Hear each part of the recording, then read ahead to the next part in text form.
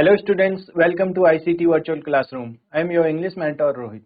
हम पढ़ रहे थे क्लास 8 के इंग्लिश चैप्टर के हमारे क्वेश्चन आंसर हम डिस्कस कर रहे थे, उसी को कंटिन्यू रखेंगे। ठीक है, चलिए देखते हैं। लास्ट क्लास में हमने क्वेश्चन आंसर्स देखे थे।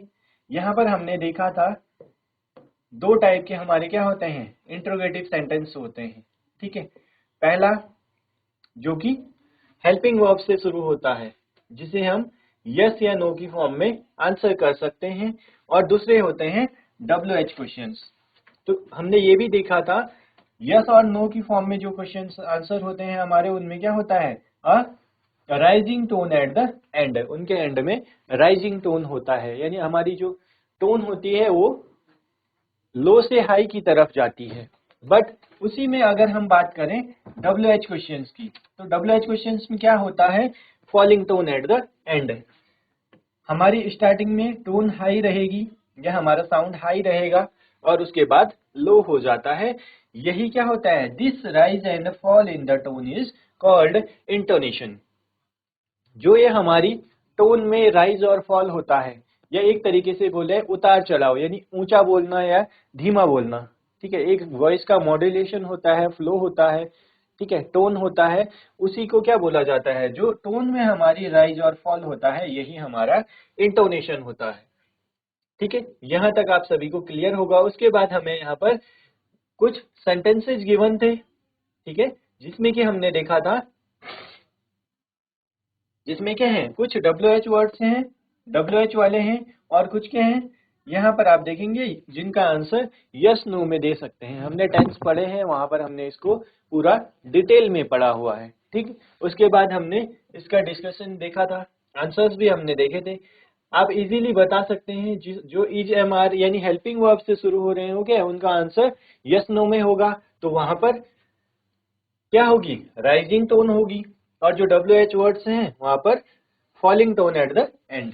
ठीक है, यस नो वाले क्वेश्चन आंसर्स जो हैं वहां पर हमारा राइजिंग टोन रहेगा और WH वर्ड में फॉलिंग टोन। ठीक है, चलिए चलिए आगे बढ़ते हैं, नेक्स्ट क्वेश्चन देखेंगे। इसका हम आंसर भी देख चुके थे। ठीक है, अब है next question answers. What, why, when, how, where and who are the words used to ask questions? ये सभी वर्ड्स क्या हैं, क्वेश्चन पूछने के लिए यूज होते हैं। These words are called question words, और इन वर्ड्स को क्या बोला जाता है, क्वेश्चन वर्ड्स बोला जाता है। Let us use these words and make some questions। अब हमने क्या करना है, इन वर्ड्स को यूज करके what, why, when, how, where, who, ठीक है, तो इनसे क्या करना है, हमने सेंटेंसेस बनाने हैं कुछ। तो क्या है, ये आपने नॉर्मली भी यूज किए हैं। ठीक है, डेली लाइफ में भी आप इन वर्ड्स को यूज करते हैं। हमने क्या ध्यान रखना है, while making questions remember the correct word order. आप लोगों ने टेंस पढ़ा है तो आप लोगों के लिए बहुत ही इजी हो जाएगा। इंट्रोगेटिव सेंटेंस का हमने कंस्ट्रक्शन देखा है। ठीक है, क्या होता है आप सभी को पता है, उसके अकॉर्डिंग क्या है, आप बहुत ही इजीली इससे सेंटेंस बना सकते हैं। अब यहाँ पर हमें कुछ सेंटेंस गिवन है। हमने सबसे पहले क्या है, करेक्ट ऑर्डर का ध्यान रखना है। करेक्ट वर्ड ऑर्डर का ध्यान रखने के लिए हमें फॉर्मेशन पता होना चाहिए, सेंटेंस का स्ट्रक्चर पता होना चाहिए। Who is the cleverest character in the story, ये क्या है, ये करेक्ट है, क्योंकि इसमें आप देखेंगे सेंटेंस में जो वर्ड्स हैं उनका ऑर्डर करेक्ट है। सबसे पहले क्या है, WH वर्ड आया है, ठीक है, उसके बाद हेल्पिंग वर्ब आ रही है, देन सब्जेक्ट आ गया, ठीक है, उसके बाद वर्ब आती है, देन हमारा क्या आता है, ऑब्जेक्ट आता है। ठीक, इसी तरीके से नेक्स्ट सेंटेंस अगर हम देखें, नेक्स्ट सेंटेंस क्या है, who the cleverest character is in the story. तो ये क्या है, इसमें ऑर्डर करेक्ट नहीं है, तो ये इनकरेक्ट है। ठीक है, work in pairs and take turns to ask and answer questions about a trip that you are planning. Remember to use the correct intonation while asking these questions. अब ये practice क्यों कराई जा रही है आपको, आप जिससे इंटोनेशन की प्रैक्टिस कर पाए। यहाँ पर आपने क्या करना है, आपने ध्यान देना है, अगर आपका WH वाला क्वेश्चन है तो उसमें आपका टोन जो रहेगा एंड में क्या होगा, फॉलिंग टोन होगा। स्टार्टिंग में आपका टोन हाई रहेगा, देन लो हो जाएगा। और इसी तरीके से अगर यस नो वाला क्वेश्चन होगा जहां पर हेल्पिंग वर्ब से आप उस क्वेश्चन को स्टार्ट करेंगे, तो वहां पर क्या होगा, वहां पर आपका जो टोन रहेगा वो राइजिंग रहेगा। ठीक है, अब आपके लिए कुछ प्रॉम्प्ट्स यहाँ पर गिवन है। चलिए, यहाँ पर आपको प्रॉम्प्ट्स भी गिवन है, तो अब आपके लिए क्या है, क्वेश्चन फॉर्म करना बहुत ही इजी है। इनकी हेल्प से आपने क्वेश्चन फॉर्म करना है। वेयर की बात हो रही है तो प्लेस, वाई हमें रीजन बताएगा, हाउ, व्हेन, हु, व्हाट, ये सभी हमें वर्ड्स गिवन है। और प्रॉम्प्ट्स भी आपको गिवन है, तो प्रॉम्प्ट्स की हेल्प से आपने क्या करना है, क्वेश्चन फॉर्म करना है। ठीक है, चलिए ट्राई करेंगे, ट्राई कीजिए क्या क्वेश्चन फॉर्म हो सकते हैं इनकी हेल्प से। और करेक्ट ऑर्डर का हमने क्या है, ध्यान रखना है, ऑर्डर हमारा करेक्ट होना चाहिए। इंट्रोगेटिव सेंटेंस हमने पढ़ा है, टेंस जब हमने पढ़ा था, ठीक है, टेंस में हमने इंटेरोगेटिव सेंटेंस पूरा कंप्लीट पढ़ा हुआ है डिटेल में। ठीक है, इंट्रोगेटिव सेंटेंस का स्ट्रक्चर जो हमने देखा है उसके अकॉर्डिंग क्या करना है, आपने यहाँ पर क्वेश्चन फॉर्म करना है। ठीक है, चलिए बताएंगे क्या क्वेश्चंस हो सकते हैं। हमें प्रॉम्प्ट भी गिवन है तो हमारे लिए क्या है, और ज्यादा इजी हो जाएगा। चलिए ट्राई कीजिए।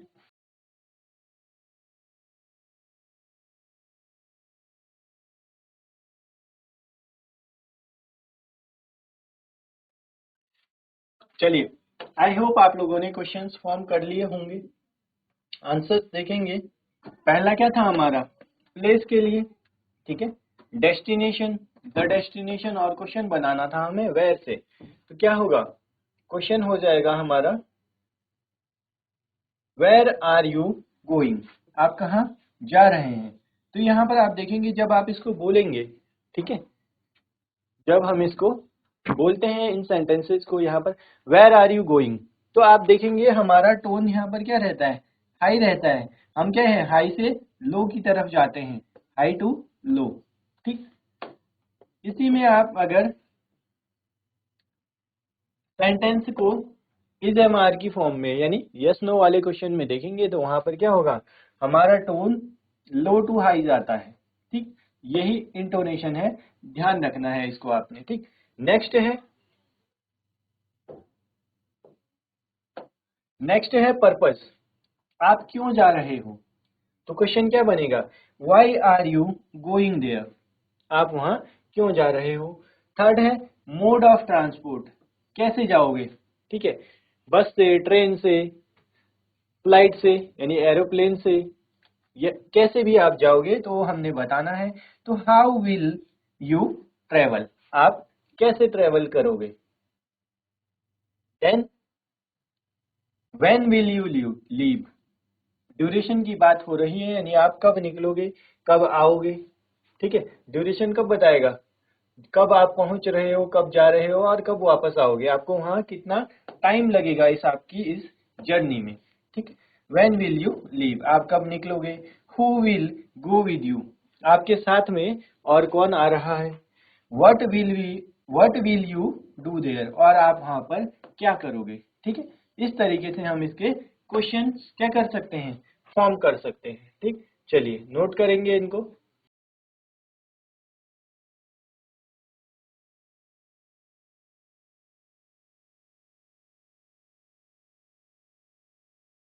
चलिए आगे बढ़ते हैं, नेक्स्ट क्वेश्चन देखेंगे।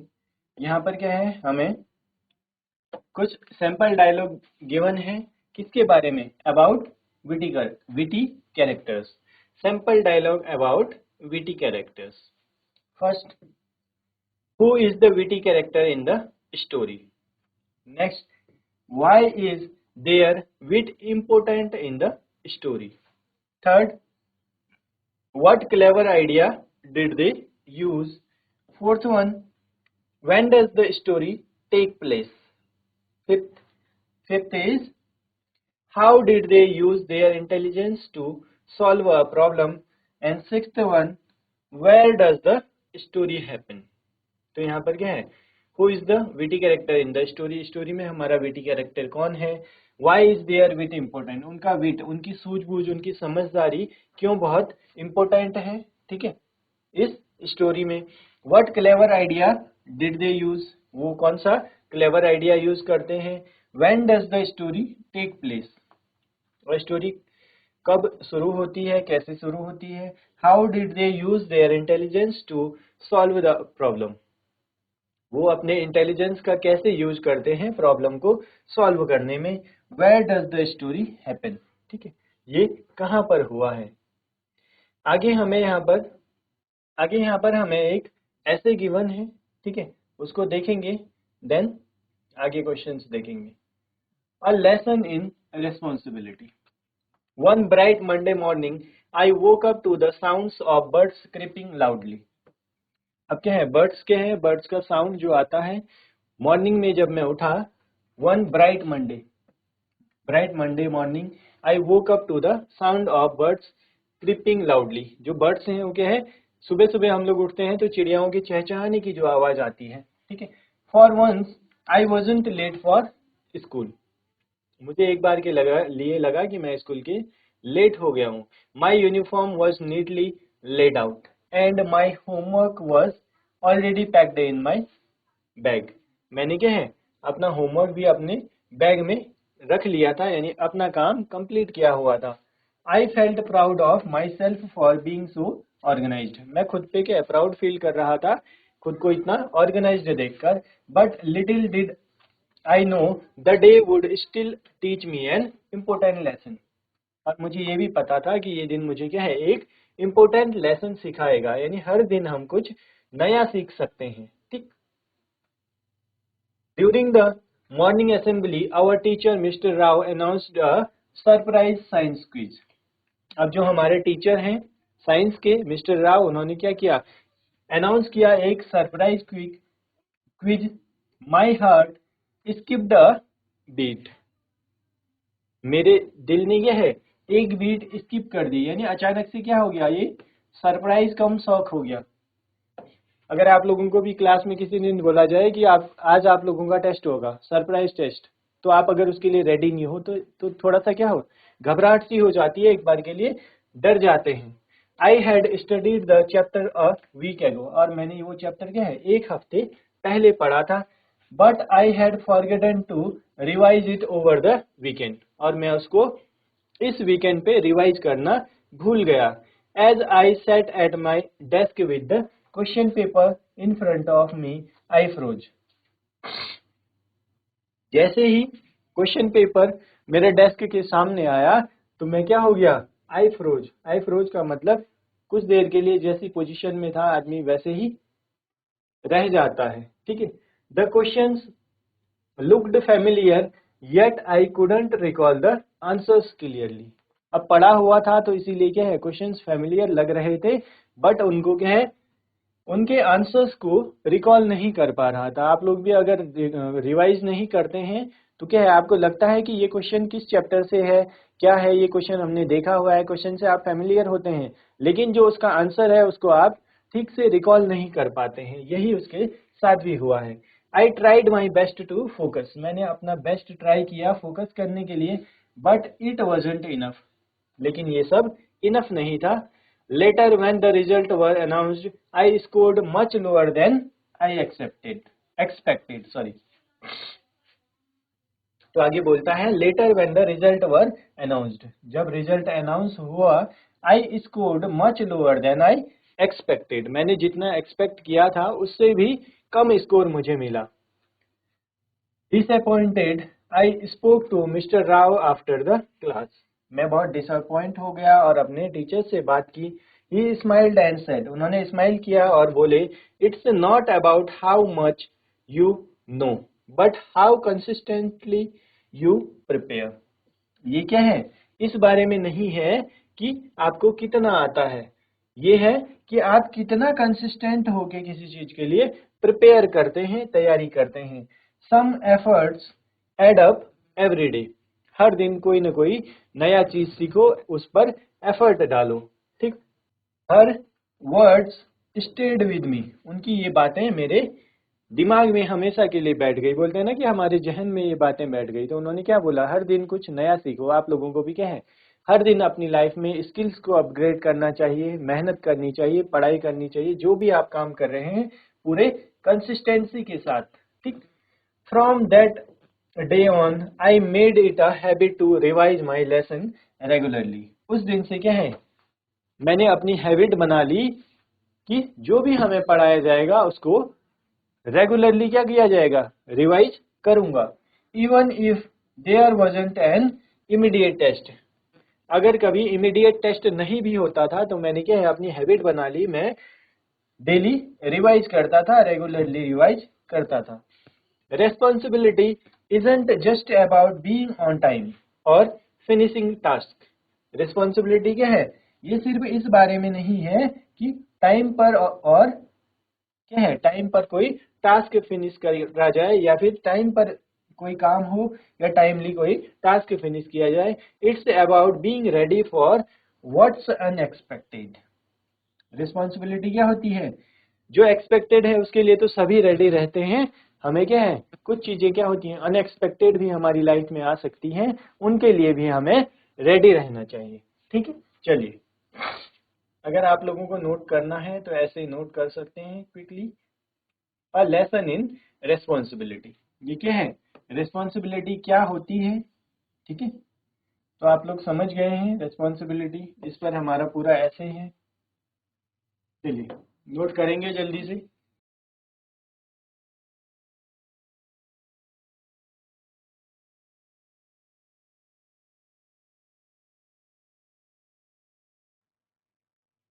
रिस्पॉन्सिबिलिटी क्या होती है, हमें लाइफ में अनएक्सपेक्टेड के लिए भी रेडी रहना चाहिए। ठीक है, चलिए चलिए आगे बढ़ते हैं। अब यहाँ पर है work in pairs and check if the following features are present in the narrative essay. Narrative essay में कौन कौन से फीचर होने चाहिए, सबसे पहले इंट्रोडक्शन, ठीक है, then body of the essay, उसके बाद कंक्लूजन, देन हमारा आता है राइटिंग स्टाइल और लैंग्वेज। ये सभी चीजें हमें, राइटिंग स्टाइल और लैंग्वेज, क्या आपको इस ऐसे में ये सभी चीजें देखने को मिल रही है। ठीक है, चलिए, all the mentioned features are found in the given narrative essay. ये सभी हमें क्या है, नैरेटिव ऐसे में ये फीचर्स देखने को मिलते हैं, मिलने चाहिए। ठीक, the essay begins with an engaging opening that sets the context and introduces the theme effectively। Introduction में क्या आना चाहिए हमारा, एंगेजिंग ओपनिंग होनी चाहिए। ठीक है, जिसे जैसे ही कोई पढ़े, इंट्रोडक्शन जैसे ही पढ़े तो उसको आगे पढ़ने का मन करे कि आगे क्या होने वाला है। And introduces the theme effectively, और जो थीम है उस ऐसे की उसको इफेक्टिवली इंट्रोड्यूस करना चाहिए। नेक्स्ट, बॉडी ऑफ द ऐसे, the sequence of events is logical and descriptive. जो इवेंट्स का सीक्वेंस है वो क्या होना चाहिए, लॉजिकल होना चाहिए और डिस्क्रिप्टिव होना चाहिए, यानी डिटेल में उसके बारे में लिखा होना चाहिए। With clear settings and characters, और जो कैरेक्टर्स हैं, सेटिंग है, वो भी क्लियर होने चाहिए। The narrator's emotions are expressed well, और नरेटर के जो एक्सप्रेशन है, ठीक है, इमोशन है, उनको भी अच्छे से एक्सप्रेस करा होना चाहिए। एंड अ प्रॉब्लम और challenge forms the turning point of the story, और कोई चैलेंज या प्रॉब्लम क्या कर सकती है, स्टोरी का टर्निंग पॉइंट बन सकती है। ठीक, नेक्स्ट कंक्लूजन में क्या होता है, कंक्लूजन में जब हम एंड करते हैं किसी चीज को, द ऐसे ends with a clear outcome and conveys a strong moral about consistency and responsibility. यहाँ पर क्या होना चाहिए, क्लियर आउटकम और मैसेज कन्वे करना चाहिए। एक क्या है, strong moral about consistency and responsibility. Responsibility के ऊपर अगर हम ऐसे ऐसे लिख रहे हैं तो हमें क्या है, कंक्लूजन में वो सब मिलना चाहिए। ठीक है, चलिए नोट करेंगे इसको।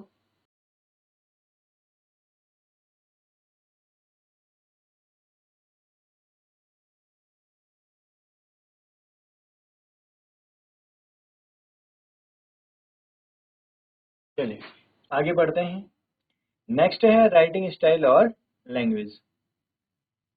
The tone remains personal and reflective through out using first person narration.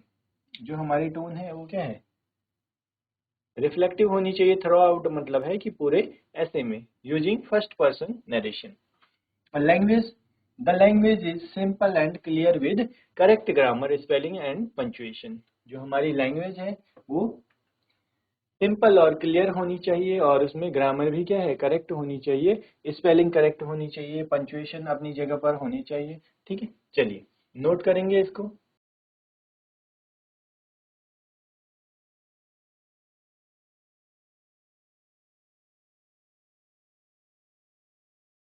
Now write a narrative essay based on any one of the situation given below। हमें क्या है, दो सिचुएशन गिवन है,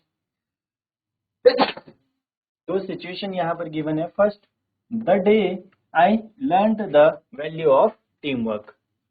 उस ऐसा दिन जब मुझे टीम वर्क की वैल्यू पता चली।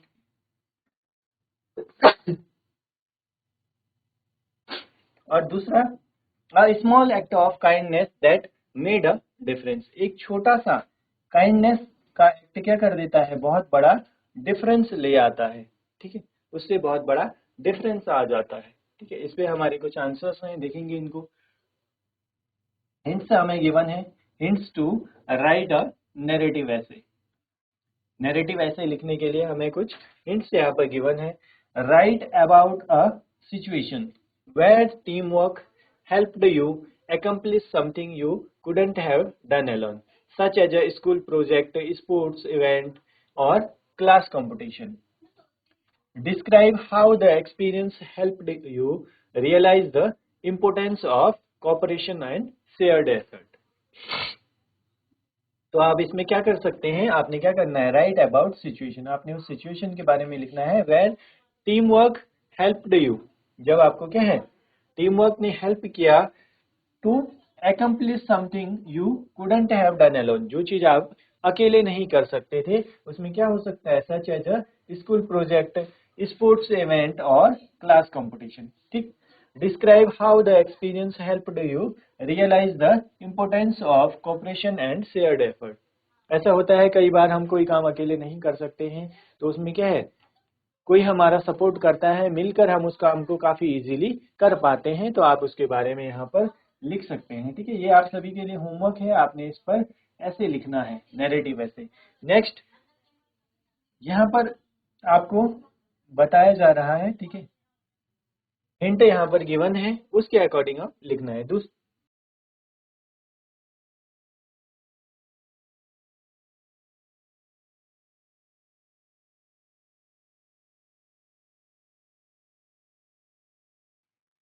नेक्स्ट है a small act of kindness that made a difference. एक छोटा सा काइंडनेस का एक्ट भी क्या है, बहुत बड़ा डिफरेंस डाल सकता है किसी चीज में। Describe an incident when you और someone else showed kindness that brought happiness और कंफर्ट टू अनदर पर्सन। आपने क्या है, ऐसा इंसिडेंट डिस्क्राइब करना है जब आपने या फिर आप जिसको जानते हो किसी ने एक छोटा सा काइंडनेस एक्ट से किसी पर्सन को क्या कर दिया हो, कंफर्ट कर दिया हो। ठीक है, या फिर उसको हैप्पी कर दिया हो। Mention how that act made you realise the value of compassion and empathy in everyday life. तो आप क्या है, कभी किसी की हेल्प करते हैं तो आपको भी बहुत अच्छा फील होता है, तो उस फीलिंग को भी आप इसमें डिस्क्राइब कर सकते हैं। ठीक है, चलिए चलिए स्टूडेंट्स, यहाँ पर हमारा चैप्टर कंप्लीट होता है। ठीक है, हमने एक्सप्लेनेशन देख लिया है, समरी हमने देखी, क्वेश्चन आंसर्स हमने डिटेल में डिस्कस कर लिए हैं। मिलते हैं आप सभी को नेक्स्ट क्लास में। Till then take care and have a great day.